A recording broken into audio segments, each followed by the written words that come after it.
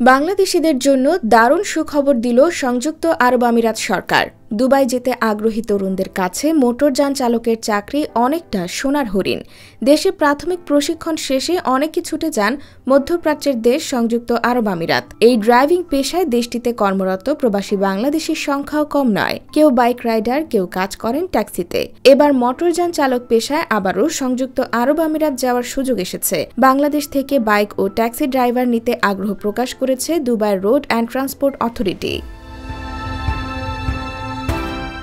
ইতোমধ্যে ৯০০ কর্মীর ডিমান্ড লেটারও পেয়েছে তারা। তবে এই পেশায় নিয়োগের ক্ষেত্রে ভাষাগত দক্ষতার উপর বেশ জোর দিচ্ছে আরটিএ। দুবাই বাংলাদেশ কনসুলেটের শ্রম কাউন্সিলের আব্দুস সালাম দেশের একটি সংবাদ মাধ্যমকে জানান, গত মে মাসের শেষ সপ্তাহে প্রবাসী কল্যাণ ও বৈদেশিক কর্মসংস্থান মন্ত্রণালয়ের প্রতিমন্ত্রী শফিকুর রহমান চৌধুরীর সফরকালে মোটরযান চালক নিয়োগের বিষয়ে ইঙ্গিত দেয় আরটিএ।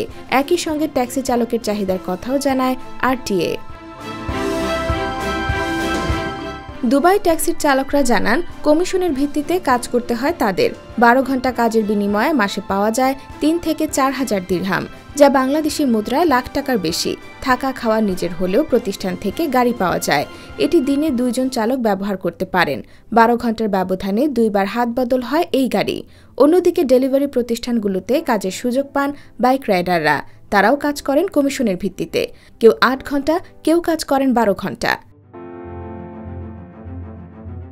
প্রবাসী চালকরা বলেন, দেশে গাড়ি কিংবা বাইকের লাইসেন্স থাকলেও আমিরাতে এসে পুনরায় লাইসেন্স নিতে হয়। এই খরচও বহন করতে হয় চালকদের। তাই দালালের মাধ্যমে ঝুঁকি না নিয়ে নতুনদের সঠিক প্রক্রিয়ায় প্রশিক্ষণ নিয়ে দেশটিতে প্রবেশ করতে হবে।